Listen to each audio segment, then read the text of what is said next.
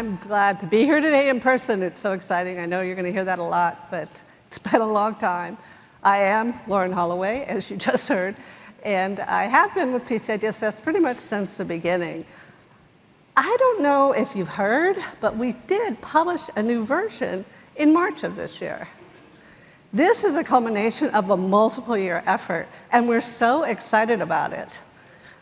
Today, I want to talk to you about a few things: how important your feedback was to what version 4 is today. I want to make sure you know where to find the standard and what documents are updated.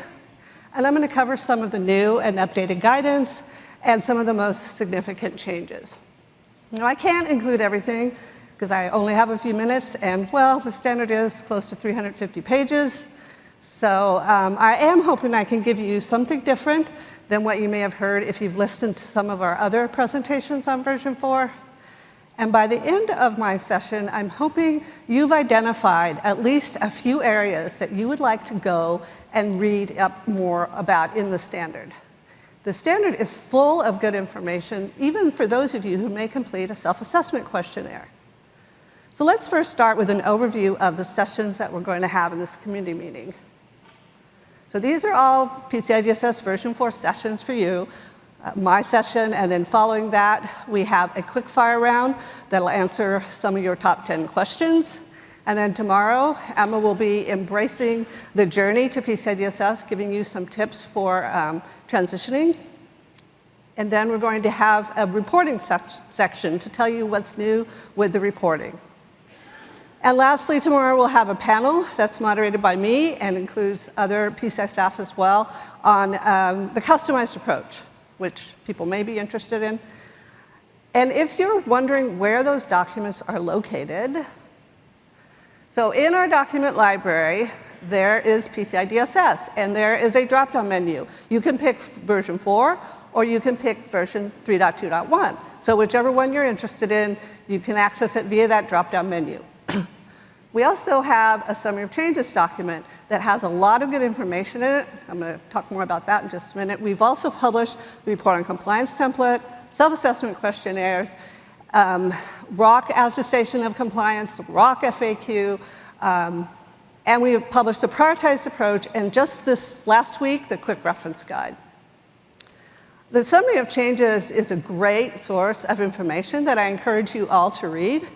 It summarizes the changes we made to the introductory section, the changes we made within the requirements, and there's also a table at the end that shows you all the new requirements and when they're effective. We also have translations available in Portuguese, German, Spanish, Chinese, Japanese, and French. Those are available for the report on compliance attestations, the summary of changes documents, the standard, and the SAQs. So these are the goals for version 4, and I'm suspecting that by now some of you are probably about as familiar with these goals as I am. So I am not going to read these out to you today. I may be mentioning a few of them as I go through my conversation. The important thing, I think, is that these goals have been with us the entire journey. Back in 2017, when version 3.2 was the current version. And we've been able to accomplish all of these goals in the current version of the standard. Now, a very important aspect of how we were able to meet these goals is our RFC process. Global industry feedback really has been fundamental to the development of version 4. We held 3 separate RFCs of the draft version of the standard. 2 of them were for the standard itself, and 1 of them was for the validation documents. By that, I mean the report on compliance template, the SAQs, and the attestations. We had an incredible amount of feedback. We had over 6,000 comments from over 200 companies for these 3 feedback periods. And just to put that in perspective, the average for a typical council RFC is about 300 to 500 comments. So getting 6,000 comments over 3 RFCs is a lot of comments. We reviewed every single item, we categorized it, we discussed it, and we actioned it. So version 4 truly is the result of a collaborative effort with the PCI community. So that's how we got here. Let's look inside the standard and see some of the key changes. So we added wording into version 4 to help ensure the standard continues to meet the needs of the payments industry. That's one of our goals. And to help people understand the broad applicability that PCI DSS has to payments. We recognize payments are starting to happen in different ways. It's not all about the wallet in your pocket anymore, or the card in your pocket anymore. There's lots of different ways to pay. PCI SSC has always promoted the standard PCI DSS as a robust set of security controls that can be helped to secure any environment. So there's a lot of new guidance in the standard. We spent a lot of time putting all of that guidance together. For example, we've clarified which requirements may apply even if an entity does not store, process, transmit any primary account numbers. We also clarified terms, account data, cardholder data, sensitive authentication data, and primary account number. We wanted to make it clear that these are all different terms, they have unique meanings, and they're used purposefully in the standard.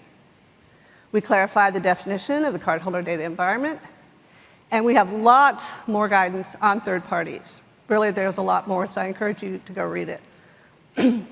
We also added a new section on timeframes to help organizations to understand the intent of terms like daily, weekly, monthly, and quarterly, and other timeframe terms that are used in the standard. We had so much information that we even added a bunch more appendices to hold even more stuff. We have 2 new appendices for the customized approach. We have a new appendix for the software framework, and the glossary for the standard itself is now in an appendix. It's in Appendix G of the standard, so it's not a standalone glossary anymore. And speaking of the software framework, we took a section that used to focus on PADSS, and now it focuses on how the SSF standards can support PCI DSS, and the new appendix I just mentioned expands on that topic even more. Because the SSF standards include rigorous software security requirements, the use of software that's developed and maintained according to either the Secure Software Standard or the Secure SLC Standard can help the entity meet several requirements in Requirement 6 and without additional testing, and may also support the use of a customized approach for other requirements. So if you remember, there's a PCI DSS goal about flexibility. The customized approach is a big part of the flexibility that this version offers. So with the introduction of the customized approach, there are now 2 options for implementing and validating PCI DSS requirements. The defined approach is what organizations have been doing for years. The organization implements the requirements as stated in the standard, and the assessor uses the testing procedure stated in the standard to verify the controls have been met. Now, the customized approach is where the flexibility comes in. This is an alternative for organizations that choose to develop a different, innovative type of controller process that meets the customized approach objective. Most requirements, but not all, are eligible for the customized approach. Now, organizations can use either approach with 4.0. You can mix and match. You can stay with the defined approach if you want. You decide what works based on your organization. I'm not going to talk too much about this at this session, but I encourage you to come to our panel tomorrow on the customized approach if you want more information. And we also have 2 blog posts on the customized approach as well. Now, before I start to walk you through some of our updates, some of you may have seen this new diagram that describes the layout and content of the requirements. Now, this graphic is right before the requirements start, and it describes each element of the requirements. We added a requirement description to the standard, and we added this to organize and describe the requirements that fall under it. Now, I just talked about the defined approach and the customized approach, and those headings are included here as well and described. And the customized approach objective that you can see is right underneath the requirement. We also added applicability notes to many requirements in the standard. These describe where and how a requirement applies. For instance, if it's only applicable to service providers, it would show up there. Or if this also is where we indicate requirements that are future dated and our best practices. To our guidance column, we added a lot more guidance, and we also added headers to organize the content. So let's look at some updates to existing requirements first. So these are not new requirements, but they are a few noteworthy changes that I wanted to call out to you. For instance, in requirement 1, we clarified that network changes must follow the change control procedures that are defined in requirement 6. Also in requirement 1, we don't mention the DMZ anymore. Now we focus on trusted and untrusted networks. An untrusted network is anything without PCI DSS controls applied or that the entity does not manage itself. And requirement 8, we had a requirement in version 3.2.1 for group shared and generic accounts.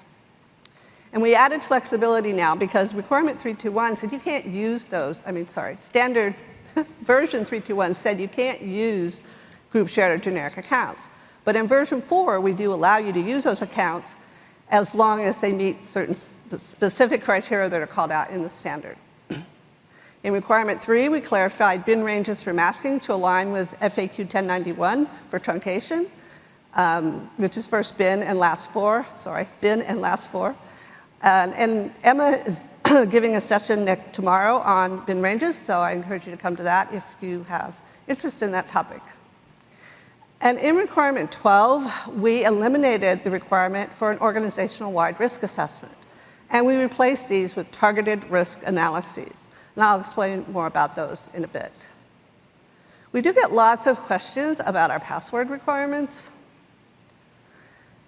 Now, some of our stakeholders still rely on passwords, so the standard does continue to support password requirements. We increased the password length from 7 to 12 characters.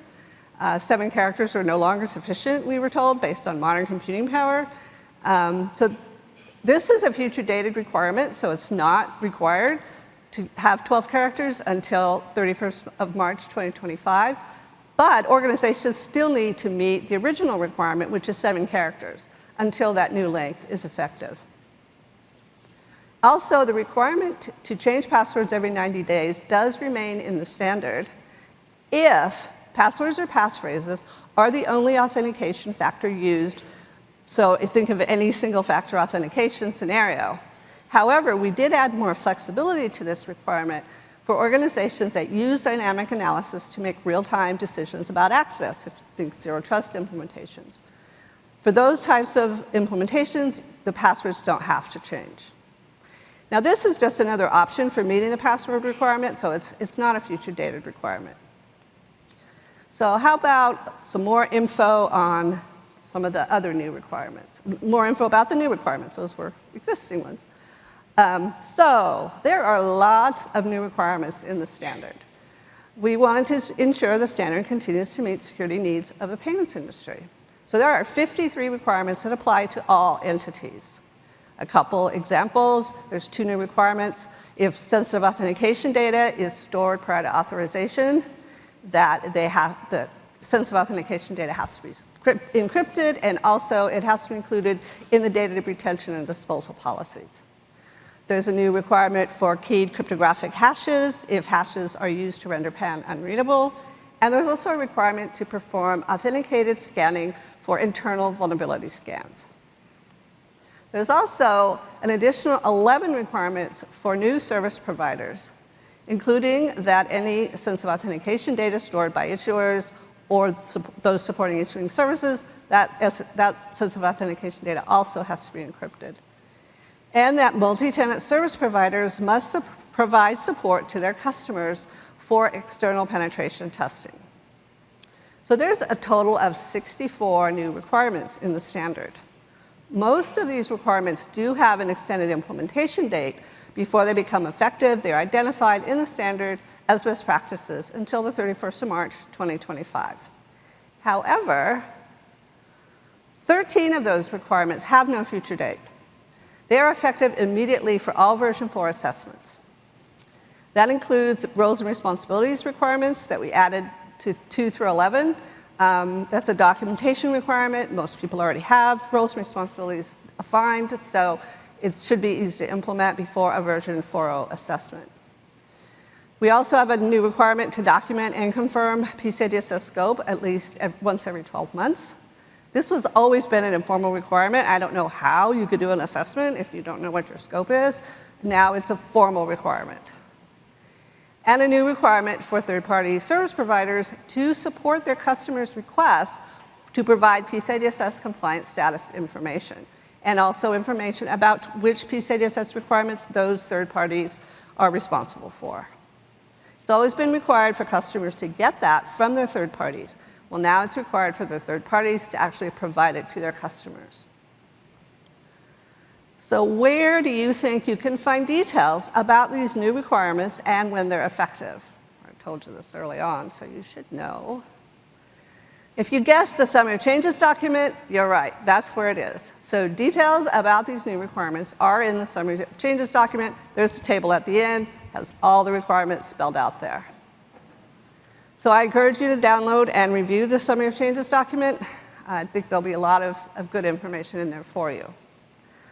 So let's focus on a few other new requirements in just a bit more detail. So you might be thinking, well, wait, multi-factor authentication isn't new for the standard.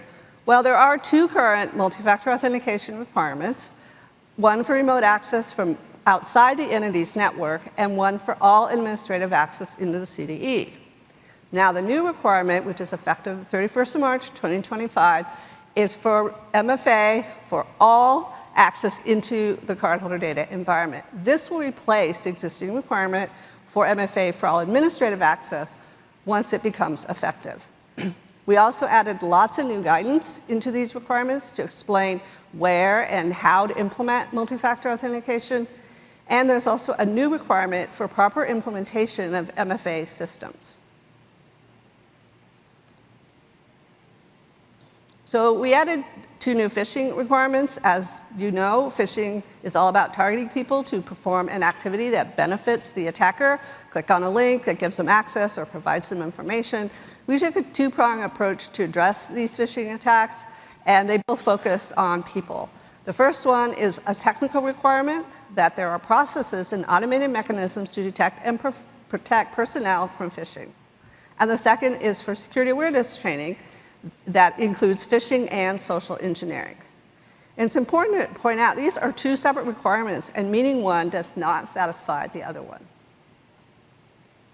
Now, another big threat that PCI DSS version 4 addresses is one that's been hitting the e-commerce community really hard, e-commerce merchants, the web-based attacks. So we also took a two-pronged approach to addressing these e-commerce skimming or mage cart type of attacks that have been happening. The first one is a new requirement to manage payment page scripts that are loaded and executed in the consumer's browser. Attackers use these scripts to upload their own malicious code in order to capture cardholder data, so it's important that merchants understand which scripts are running on their payment pages and that the only scripts that are there to support payment processing. And the second one is to deploy a change detection mechanisms to look for indicators of malicious activity on payment pages. And we've included lots of good guidance for both of these requirements in the standard as well to help people understand the purpose and how to implement. So the last set of new requirements that I'll talk about today are the two types of targeted risk analyses.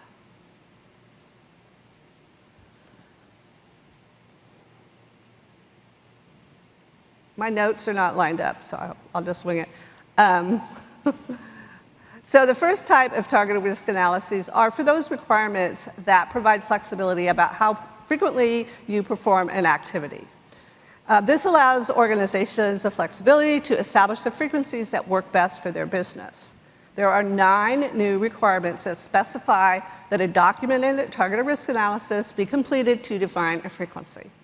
For example, how frequently to evaluate system components that are not at risk for malware to make sure they're still not at risk for malware, and for the type and frequency of periodic POI device inspections. And I want to point out this is not the same as an enterprise-wide risk assessment. Remember I told you we deleted that requirement? This is a targeted analysis that's looking at the risk for that specific requirement. And the other one Targeted risk analysis is one I mentioned before when I talk about the requirements that are effective immediately. This is the one for any requirement that an organization uses the customized approach for. And to help people understand how to complete these targeted risk analyses, the elements of each type are spelled out in requirements in requirement 12. And for the customized approach, there's an additional template included in the appendix for that targeted risk analysis. So tomorrow, Candace and Brandy are going to cover new version 4 options in a fair bit of detail. But before wrapping up, I did want to cover one reporting option that you may have heard about, called In Place with Remediation. So the PCI DSS version 4 report on compliance template, self-assessment questionnaires, and the attestation of compliance currently include In Place with Remediation as a new reporting response option. This option was intended to support security as a continuous process by providing an opportunity for organizations to target areas for improvement year over year.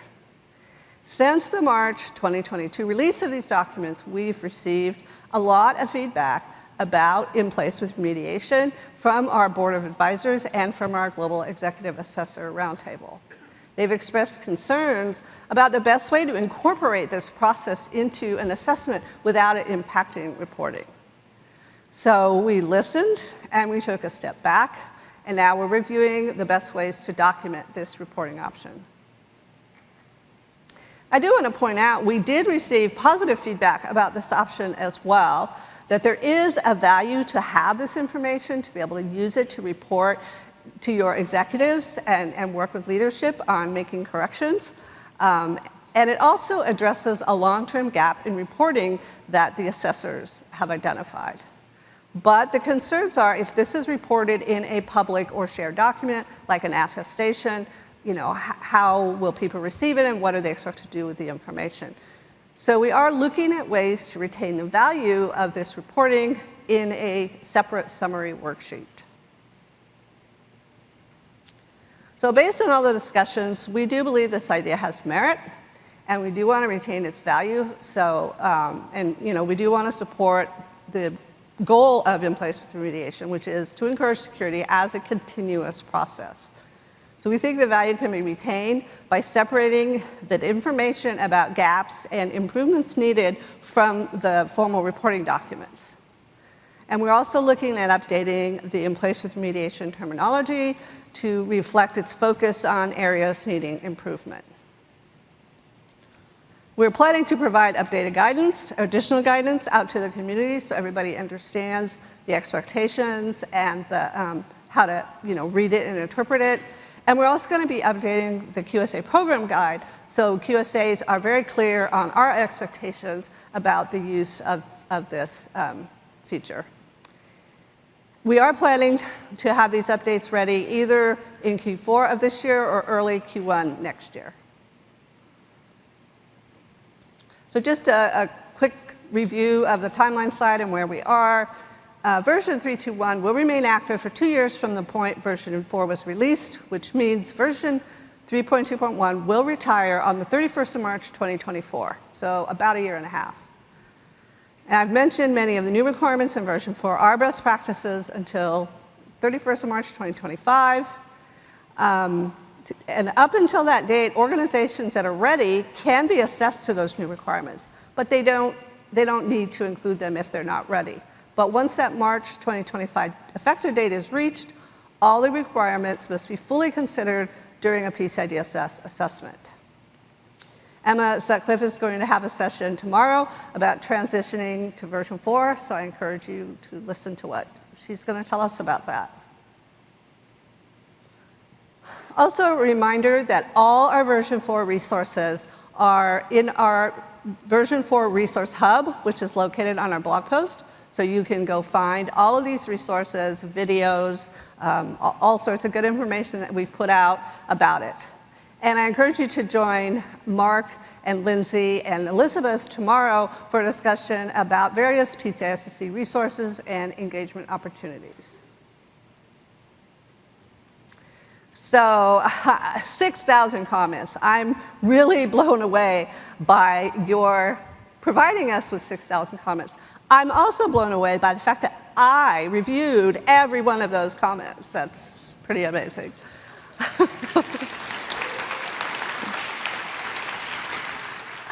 So your feedback has really been fundamental to what PCI DSS version 4 is today. We added a lot more guidance and clarification because you provided comments, you asked us questions, and you told us what was unclear. And your feedback continues to be vital, as evidenced by what we're doing with In Place with remediation. So hopefully, you want to go to the document library, download the standard, download the summary of changes. If you haven't already, at least as a start, there's plenty of other documents to look at as well. And I'm hoping you were able to identify a few areas of interest from what I said today that you want to go and read more about. And then let us know what you think and what questions you have.